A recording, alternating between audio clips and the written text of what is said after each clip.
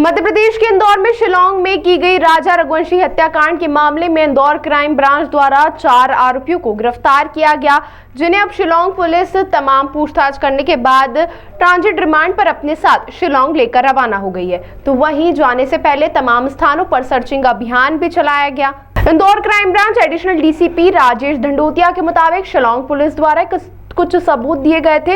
इस आधार पर Indore crime branch द्वारा राज कुशवाहा, विशाल चौहान, आकाश राजपूत को इंदौर से गिरफ्तार किया था, जबकि एक अन्य आरोपी आनंद कुर्मी को बीना से गिरफ्तार किया, जिन्हें शिलांग पुलिस प्लेन के माध्यम से शिलांग लेकर रवाना हो गई। जाने से पहले तमाम स्थानों पर सर्चिंग अभियान भी चलाया गया, जिसमें विशाल के घर से कुछ कपड़े बरामद किए जाने के बाद बात बताई जा रही। तो वहीं नंदबाग स्थित एक मैदान से सीन को लेकर भी सर्चिंग की गई थी। पुलिस का कहना है कि शिलांग पुलिस पूरे मामले में जांच पड़ताल कर रही है। जो भी उन्हें सबूत की आवश्यकता होगी, इंदौर पुलिस उनका सहयोग करेगी।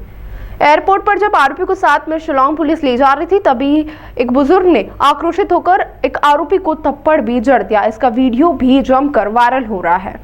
देखिए, ये जो शिलांग पुलिस यहाँ पर आई थी और 7 को शिलांग पुलिस आ गई थी। इसके बाद लगातार इसमें सर्चिंग ऑपरेशन चलाया गया था और 4 संदिग्धों को हिरासत में लिया गया, जिससे पूछताछ के बाद स्ट्रॉन्ग एविडेंस मिलने के बाद आरोपियों को अरेस्ट किया जाकर उनका ट्रांजिट रिमांड लिया गया, जो कि माननीय न्यायाधीश महोदय के द्वारा इसमें 7 दिन का ट्रांजिट रिमांड स्वीकृत कर दिया। और कल रात्रि में इंडिगो फ्लाइट से 9:45 पर शिलांग की टीम आरोपियों को लेकर शिलांग चली गई और शिलांग पहुँच भी गई है। मेरी डीएसपी क्राइम से बात हुई थी, वो पहुँच चुके हैं आरोपी।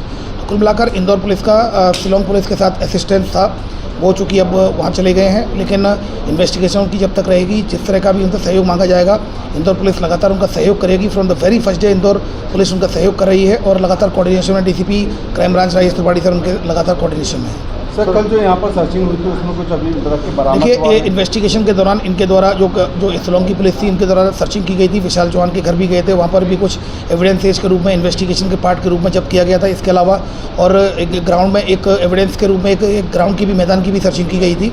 तो ये सर्चिंग के बाद फिर विक्टिम के घर भी गए थे और वहाँ पर भी कुछ पूछताछ की गई। कुल मिलाकर इन्वेस्टिगेशन में क्राइम ब्रांच उनके साथ रही और साथ में एयरपोर्ट छोड़ने तक उनके साथ थी। तो रात भर में बदमाशों की पूछताछ में क्या बताएगी, कैसे मर्डर करा? देखिए, चूँकि जैसा कि मैं बताऊं, उनको हिरासत में लेने के बाद शिलांग पुलिस के द्वारा इसमें इन्वेस्टिगेशन की गई, उन्हीं के द्वारा इंटरोगेशन किया गया था और पूछताछ के बाद फिर स्ट्रॉन्ग एविडेंस मिलने के बाद उनको आरोपी बनाया गया। तो ये बात सत्य कि 50,000 रुपये भी दिए थे और शिलांग करने के लिए? ये इस तरह की कोई बात ऑफिशियली शिलांग पुलिस के द्वारा शेयर नहीं की गई है इंदौर पुलिस के साथ। सोनम इंदौर आई थी सर? इस तरह की बात चूँकि कल मेरे साथ दोनों ही डीएसपी ऑपरेशन और डीएसपी क्राइम ब्रांच, उनके जो शिलांग के मेरे साथी थे, दोनों टीमें उनकी यहीं पर थी।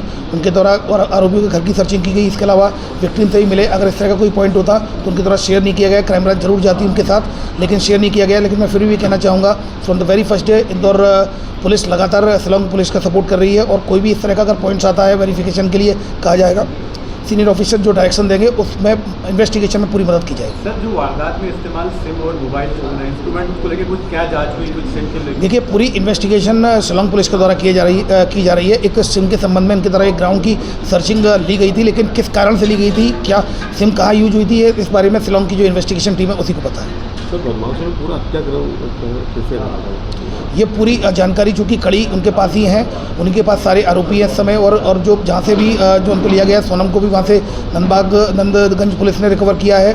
तो ये सारे जो कड़ियाँ उन्हीं के पास है, इन्वेस्टिगेशन का पार्ट भी उन्हीं का है। तो मेरे मत में चूँकि वही बेहतर ढंग से इसको एक्सप्लेन कर पाएंगे कि पूरी घटनाक्रम क्या रहा। ताज़ा खबरों के लिए सब्सक्राइब करें JSR टाइम्स और साथ ही नोटिफिकेशन पाने के लिए बेल आइकन को दबाएं।